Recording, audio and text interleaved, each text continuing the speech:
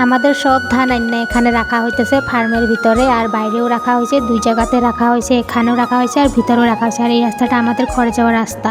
So hello everyone, আমি Bandhana, welcome back to my channel. তোমরা সবাই কেমন আছো? আশা করি ভালো আছো। আমিও ভালোই আছি। আজকে বিকালবেলা চলে আসলাম খেতে, আর খেতে আসলাম আমি, জেঠি আর দাদা, সবাই চলে আসলাম খেতে বিকালবেলা। আমাদের ধান কাটা শুরু হয়েছে, তাই জন্য আমরা খেতে আসলাম এখন। আর জেঠা সকালেই আসা পরে, কামলা থাকে, কামলাদের সাথে একসাথে কাজ করে ধান কাটে, তাই জন্য সকালেই খেতে আয় পড়ে। আর এদিকে আমাদের ধান কাটা হইতেছে, মানুষ লাগাইছে কামলা, ওরা বহু দূর থেকে আয় কামলা, আর পিলপিলি দিয়ে ওদেরকে আনা নেওয়া করে, ভাড়া যাওয়া ভাড়াটাও দিয়ে দেয় আর খাওয়া ভাড়াটাও দিয়ে দেয়। আমাদের এখানে 2 সিজন ধান ক্ষেত করা হয়, বড় সিজন আর শালি সিজন। এটা বড় সিজন ধান ক্ষেত করা হইতেছে, এখন ধান পাইকে গেছে তাই জন্য কাটা হইতেছে। আর বাকি ঘরের পাশে কতটুক পাকেই নেই, এই জমিটা ধান পাকেই না, এই জমিটা ধান পাকলে ঘরে নিয়ে যাওয়া হইব আর ঘরে দাওয়া মারা দিব। আর দূরের গুলা ফার্মে নিয়ে যাইতেছি। আর এখান দিকে জেঠা বুঝা বান্ধা দিতেছে ধানের। দাদা আর জেঠা দুজনেই ধানের বুঝা বানতেছে, কামলা লাগাইছে। এটা আমার বড় জেঠা হয়, আমি বড় জেঠার সাথেই থাকি, ছোটবেলা থেকেই বড় হয়েছি বড় জেঠা আর জেঠির সাথেই একসাথে থাকি। দাদা আছে, জেঠা গো আর দিদিও আসিল, বিয়া হয়ে গেছে।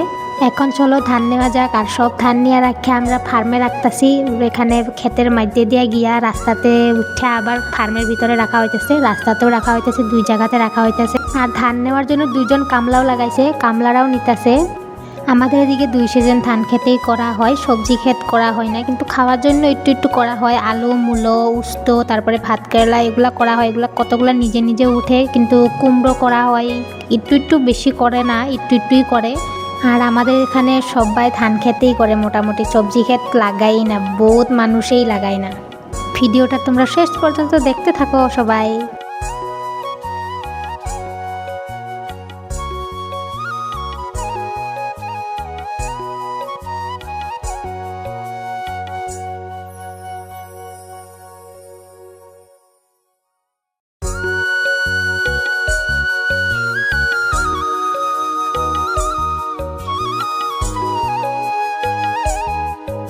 আর এই যে এখানে সব ধান এনে রাখা হইতাছে। আমাদের আগে এখানে মুরগি থাকতো, কিন্তু এখন থাকে না, তাই জন্য এখানেই ধান রাখা হইতাছে।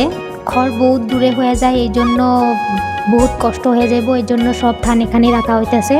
এগুলা সব ধান দাওয়া মারা দিয়া ঘরে নিয়ে যাইব। আর ঘরের কাছে তো এগুলো পাকলে ধান, ওগুলা ঘরেই নিয়ে যাবো, ওগুলা ঘরেই দাওয়া মারা দিব। আর এই যে এখানে সব ধান রাখা হইতেছে, আর বাইরেও রাখা হইতেছে 2টা ভাগের ধান। আমি আসলে জানি না কি নাম ধান, এইটা আমার জেঠি পিছনে দেখা যাইতেছে যে এই যে এখানেও ধান রাখা হয়েছে, কি বা নাম আমি জানি না, আলাদা আলাদা ধান নিশ্চয়, এই জন্য আলাদা আলাদা রাখা হয়েছে।